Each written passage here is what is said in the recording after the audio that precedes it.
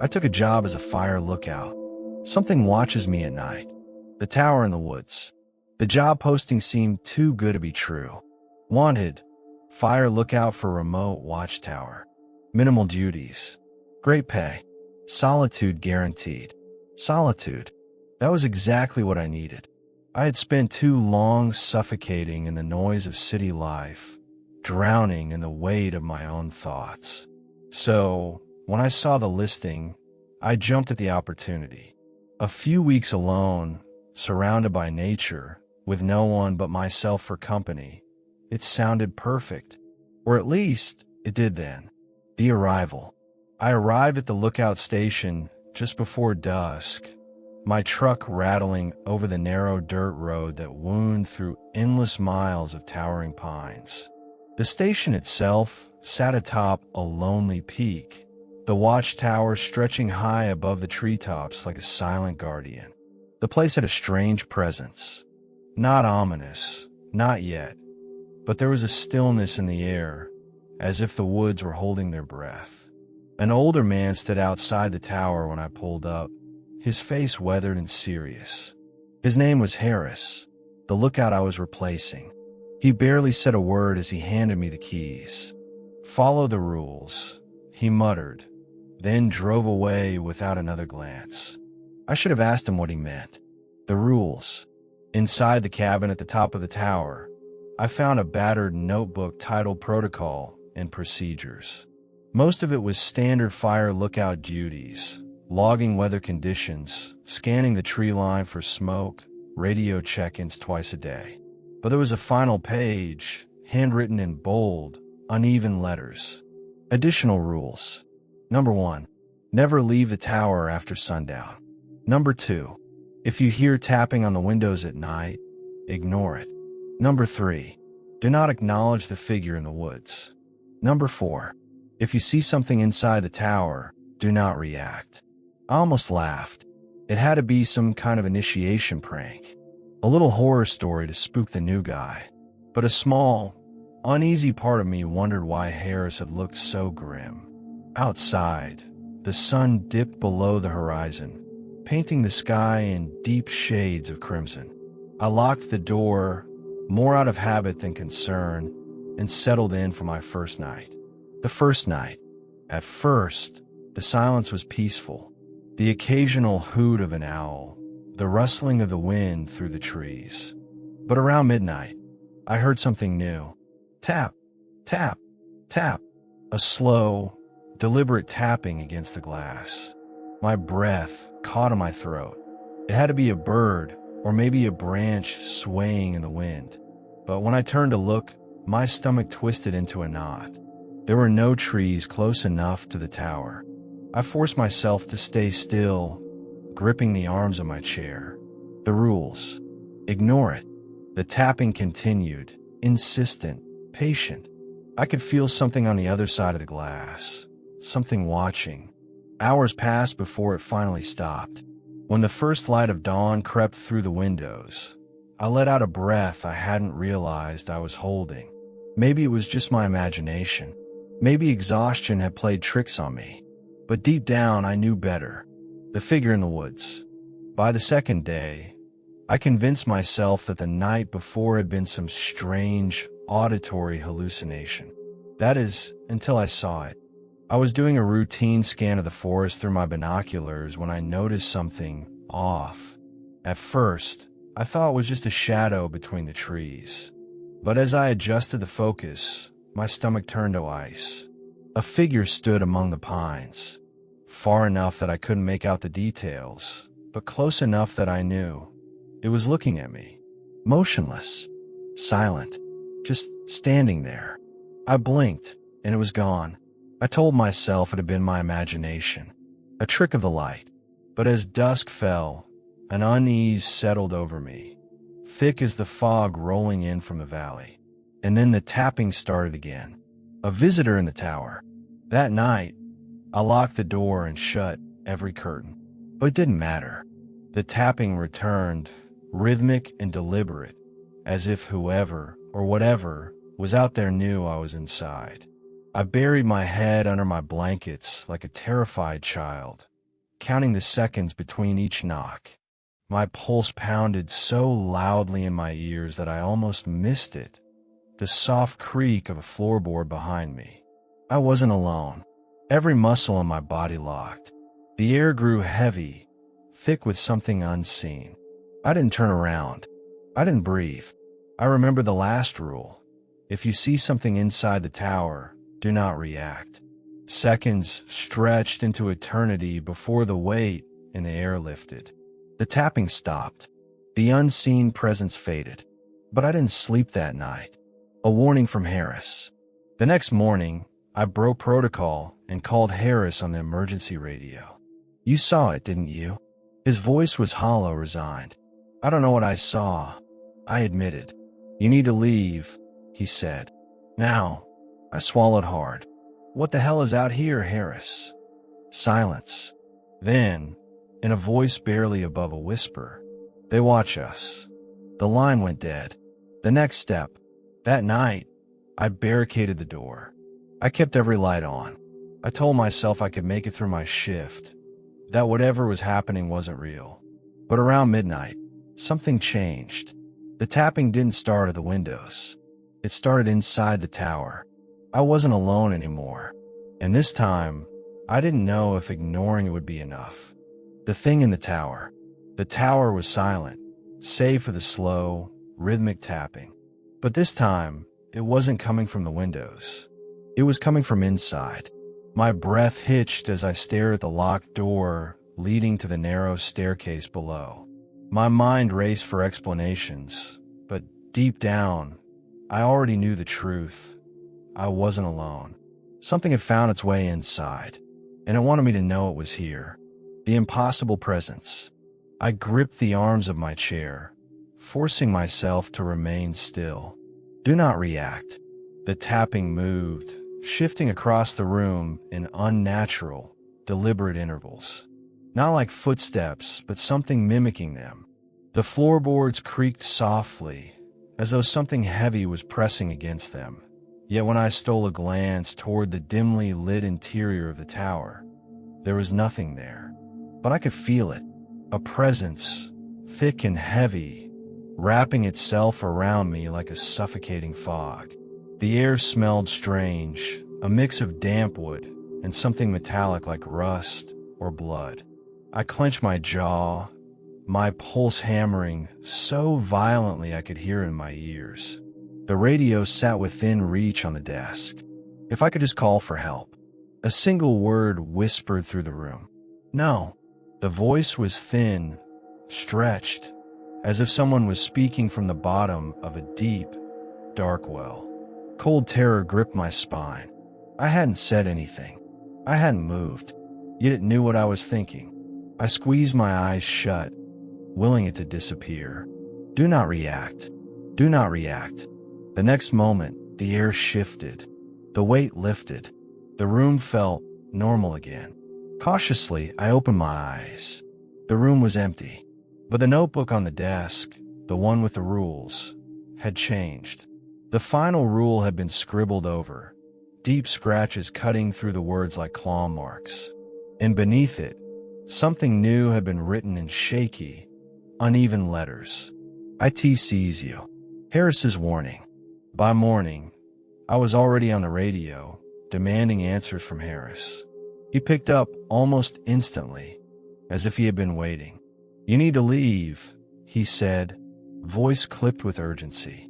I swallowed, gripping the radio so tightly my knuckles ached. What is it? What's out here? Static crackled on the line before he spoke again. It's not something you fight. It's not something you can escape. A pause.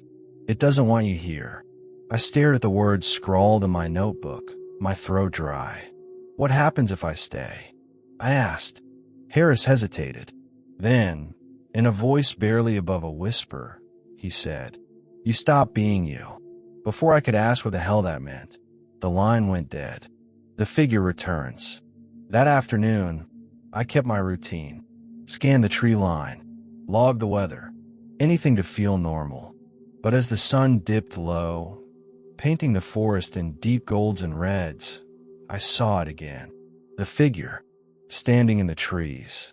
But this time it was closer. I raised my binoculars, my stomach twisting as I focused on its shape. Tall, thin, too thin. The proportions were all wrong. Its arms hung slightly too long, its head tilted at an unnatural angle.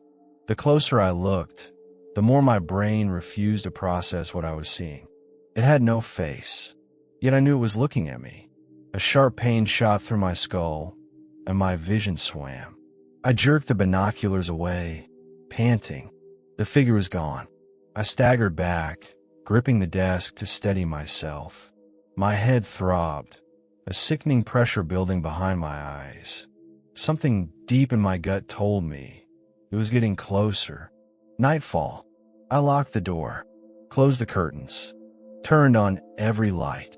None of it made me feel safer. As midnight approached, I sat stiffly in my chair, waiting for the tapping. But it didn't come. Instead, I heard something worse. Breathing. Deep, ragged, just behind me. My fingers dug into my thighs, my entire body locked in terror.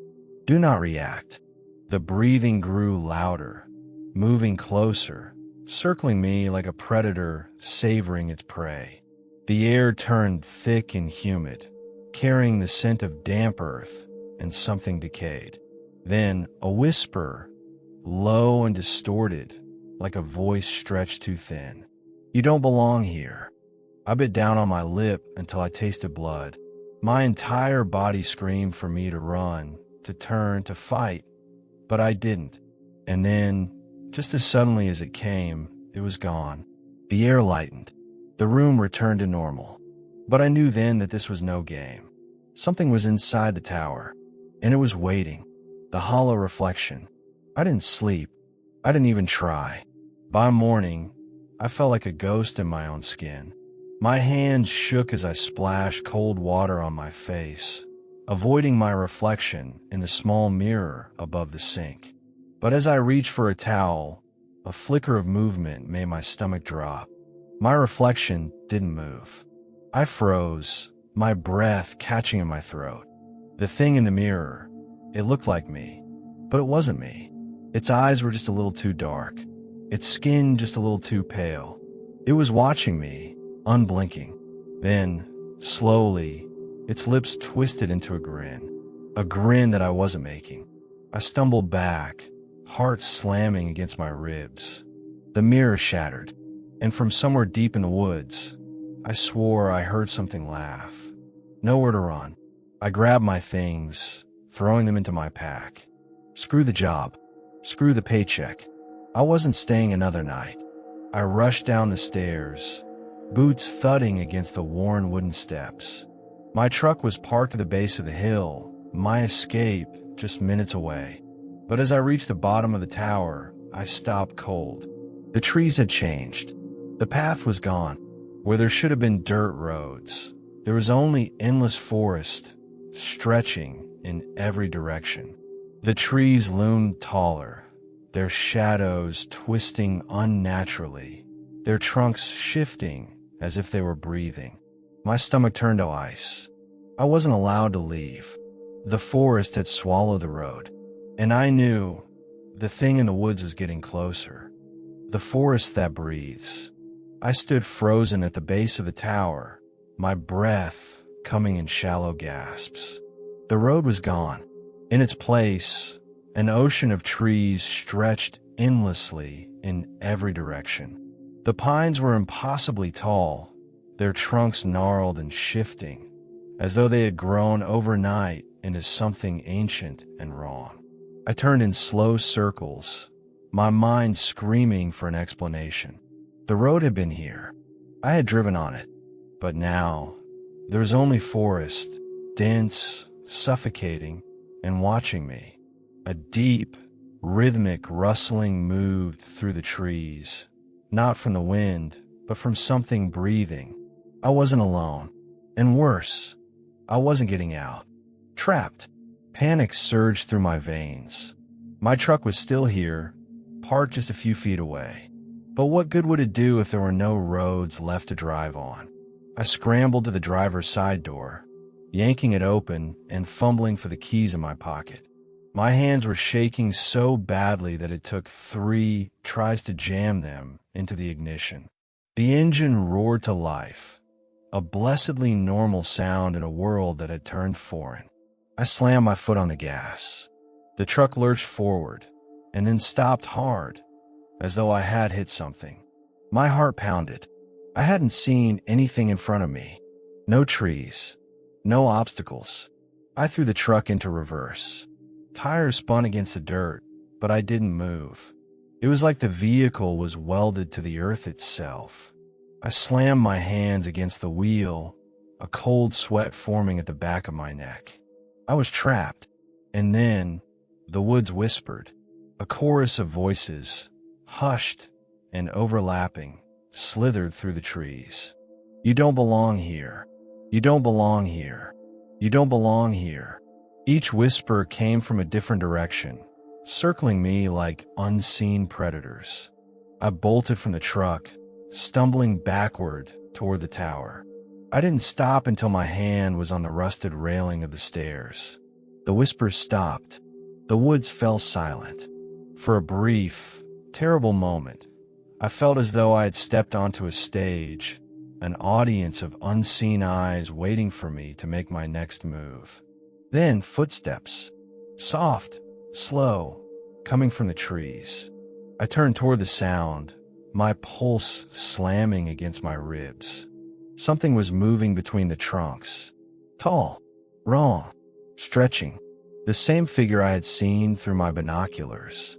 But now it was closer, and it was coming toward me. The door that shouldn't open. I flew up the tower stairs 2 at a time, my muscles burning. I didn't dare look back. Whatever was out there, I didn't want to see it up close. I reached the top and threw myself inside, slamming the door shut and locking it. The silence that followed was worse than the noise. I pressed my back against the door, heart hammering, straining to hear anything over the sound of my own breath. And then, a soft knock. I choked back a gasp. It wasn't at the windows this time. It was at the door that I had just locked. The knock came again, gentle, patient. I squeezed my eyes shut, willing it to stop. Ignore it. Follow the rules. A third knock, and then the doorknob turned. My stomach twisted violently. The lock held, but something was trying to get in. The handle jerked harder, the wood creaking under the strain. Then, just as suddenly as it had started, it stopped. The doorknob slowly returned to its normal position with a quiet, deliberate click. And then a voice. Low, familiar. Let me in. My breath caught in my throat. The voice, it sounded like Harris. Harris's fate. I didn't move, didn't breathe. I could still hear the voice, muffled slightly by the door, but unmistakable. Harris, the man I had spoken to just this morning. The one who had warned me to leave. But how could he be here? And why wasn't he using the radio? Another knock. It's me. Let me in. A trick. It had to be. But then, something hit the door hard. The whole frame shook, rattling in place as if something massive had slammed into it. My breath hitched. A final, rasping whisper slid through the crack beneath the door. Please. Then silence. Minutes passed, maybe hours. Finally, I dared to move, inching toward the window, peeking through the curtain. No one was there. No sign of Harris. No footprints in the dirt below. But the trees had moved. They were closer than before. The journal. The rest of the night was spent in a sleepless, shivering haze. By dawn, my mind felt hollowed out, stretched thin. I needed answers. I tore through every drawer, every shelf in the tower, searching for something, anything that could explain what was happening. That's when I found it. A leather-bound journal, tucked away behind a loose floorboard. The name on the cover? Harris. I hesitated only a moment before flipping it open. The entries were frantic, uneven. each page filled with scrawled warnings, desperate observations. They watch from the woods. They know when you see them. The rules don't protect you forever. I see my own face in the trees. I think it wants to wear me. The final entry was dated 3 days ago. I can't run. It won't let me. It's already inside the tower. God help whoever comes next. My stomach lurched. Harris hadn't escaped. And if that thing outside was pretending to be him, that meant it had taken him. A cold realization settled over me. If I stayed here any longer, I was going to be next. Nowhere left to hide. A deep, shuddering breath filled my lungs. I needed a plan. I needed to find a way out. I grabbed my radio, my hands trembling as I turned the dial to the emergency frequency. Mayday, I choked out. This is Watchtower 9. I need immediate assistance. Static. Then, buried beneath the static, something else. A voice. Not distorted. Not distant. Clear. Sharp. Right behind me. You don't belong here. The radio fell from my hands. The tower was no longer safe. And this time, it was already inside. The thing that wears my face. I stood frozen in the center of the fire tower, my breath shallow, my skin crawling with unseen eyes. The voice on the radio, my voice, still echoed in my head. You don't belong here. I could feel it now. Something was in the room with me. And this time, I wasn't sure if it was behind me or inside me. The imposter. I turned slowly, scanning the dimly lit cabin. The morning light crept through the windows in fractured beams, but the room felt wrong. Like the walls had shifted, like the space itself had stretched into something unfamiliar while I wasn't looking. I grabbed my pack and bolted for the stairs. The woods were closing in. I had to move. I didn't stop until I reached the ground, my boots crunching against the dirt. I hesitated, glancing back up at the tower. For a split second, I thought I saw someone standing in the window, watching me, and it looked like me. My stomach twisted violently. Run. Now. I turned toward where the road should have been and plunged into the trees.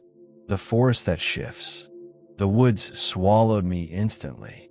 The air was thick, damp, pressing against my skin like a second layer of flesh. The further I ran, the more the trees seemed to move around me, bending, twisting, blocking paths that should have led away from the tower. I tried retracing my steps. Everywhere I turned, I found myself back where I started. I wasn't running through the forest. The forest was running me in circles. A deep, rhythmic rustling moved through the branches above. Not the wind. Breathing.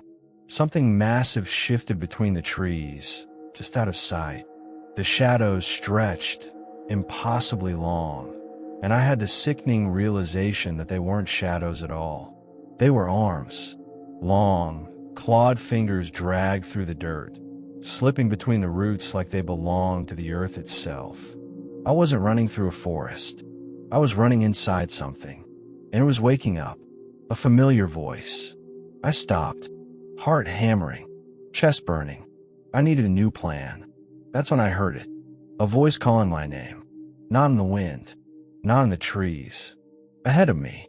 It was Harris. Or what sounded like Harris. I hesitated. Every instinct told me to turn around. But if there was a chance, just a chance, he was alive. I took a step forward. Then another. The trees shifted, opening into a narrow path. I swallowed hard and followed. The voice grew clearer. Over here. Then, after a pause, it's safe. Something was off. The voice was too perfect. Every syllable was too precise, too clean, as if someone was playing a recording of Harris rather than speaking. I stopped cold. The voice stopped too. Then, a rustling behind me. Slow. Deliberate. I turned, and my stomach dropped. Harris stood there, tall, motionless. His clothes were the same ones he had worn in the picture from the journal. His face was expressionless, but his eyes, they were empty, hollow black pits where pupils should have been. And then he grinned, not like a human, not like someone relieved to see a friend. It was the kind of grin that a predator gives before it pounces. And that's when I knew this wasn't Harris. The face in the fog. I stumbled back, my boots slipping against damp earth. The not Harris took a step forward, movements stiff and unnatural, like a puppet learning how to walk. Then spoke again. "You don't belong here." The voice was mine. It mimicked me perfectly. A new wave of horror crashed over me. This thing, it wasn't just watching me. It was learning me, mimicking my voice, my movements, my face. And if it could copy me completely, what happened to the original? I turned and ran. The whispers followed. "You don't belong here. You don't belong here. You don't belong here." The words slithered through the trees, layering over each other, overlapping until they became something else entirely. Laughter. The sound of hundreds of voices, all carrying the same unnatural grin. The fog thickened, wrapping around me like tendrils, pulling me deeper. I ran faster. I wasn't sure if I was escaping, or if I was being led somewhere. The forgotten cabin. Then I saw it. A structure looming in the fog. Not the fire tower. Something older. Rotting. A cabin. The door was slightly open, swaying gently, as if waiting for me to enter. I hesitated. Behind me, the trees moved. Shapes slithered between them. Too many limbs, too many faces, each one wearing a distorted version of me. I had no choice. I ran inside. The door slammed shut behind me, and in the suffocating darkness of the cabin, I realized I wasn't alone. The reflection that moved. The air inside the cabin was thick, damp with decay. The floor sagged under my weight, rotted with groaning like something alive. The only light came from a cracked mirror hanging on the wall, and in that mirror, I saw myself, but I wasn't moving. The reflection stood perfectly still, watching me. Then, it smiled, a slow, creeping grin, and in my own voice, it whispered, "You don't belong here." The light flickered. The door behind me creaked open, and something stepped inside, the thing that takes your place. The cabin was dead silent, except for my own voice. "You don't belong here." The words slithered out of my reflection's mouth, curling through the air like something tangible. But my real mouth, I wasn't speaking. I took a slow step back. My reflection did not. It just stood there, grinning. A deep, gnawing dread sank into my bones. I could feel it watching me, studying every twitch of my fingers, every shuddering breath. It was learning me. And then, it moved. The copy. I barely had time to react. My reflection stepped forward, out of the mirror. I stumbled back, hitting the cabin wall as the thing that looked like me emerged, its movements too smooth, too perfect, like it had been practicing. I could hear the floor creak beneath its boots just like mine. I could see the rise and fall of its chest, mimicking my breaths. It stopped inches away from me. Then, in my exact voice, it whispered, "You don't belong here." The words weren't a warning. They were a sentence. I bolted. No way out. I lunged for the cabin door, but before my fingers touched the knob, the walls shifted. The door was gone. No, not gone. It had moved. Like the forest, like the roads, like everything else in this godforsaken place. The cabin itself was alive, warping reality to trap me inside. A sick realization settled in my gut. There was never going to be a way out. I spun back around. The other me was still standing there, still watching, still grinning. Then, it took another step forward. The face that isn't mine. I grabbed the closest thing I could find, a rusted fireplace, poker from the hearth. I didn't think, didn't hesitate. I swung. The iron connected with its skull with a sickening crack. It should have dropped. It didn't. The thing that looked like me jerked to the side, neck bending at an unnatural angle. Then, slowly, too slowly, it straightened back up. That awful grin never faltered. But something did change. The face. It rippled, like wet paint being smeared by invisible hands. The features twisted, warped, morphing into something almost right but slightly wrong. An uncanny valley version of me. I clenched the poker tighter, heart pounding. That's when I noticed its shadow. It didn't match mine. While I stood trembling, my shadow flickering in the dim light, its shadow stretched, longer, wider, and in the twisted, inky darkness beneath its feet, there were too many arms. The other ones. A shuffling sound filled the cabin. At first, I thought it was the wind. Then I realized the walls were whispering. Dozens of voices, overlapping, growing louder. I turned slowly, and my stomach lurched. The wooden panels of the cabin were shifting, splitting open like a mouth.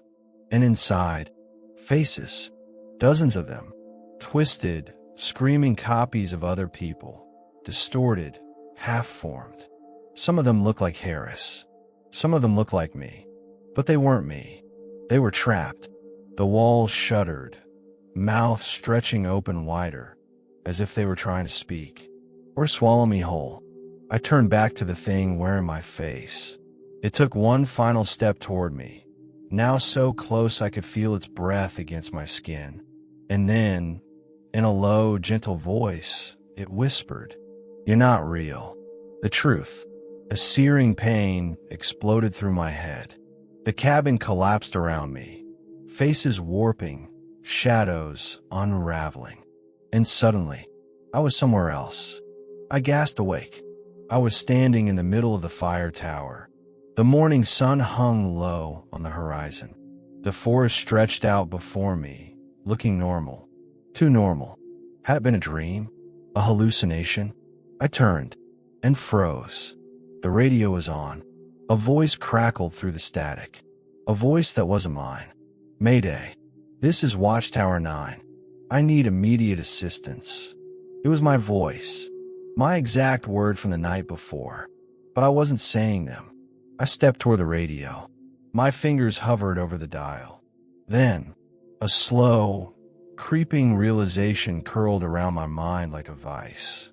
I looked down, and my hands, my body, the way I moved, it was all too smooth, too perfect, like I had been practicing. The radio crackled again, and in a voice that sounded exactly like mine, it whispered, "You don't belong here."